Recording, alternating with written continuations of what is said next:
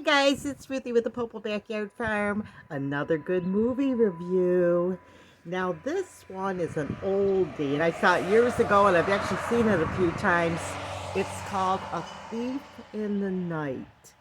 And it's on YouTube for free.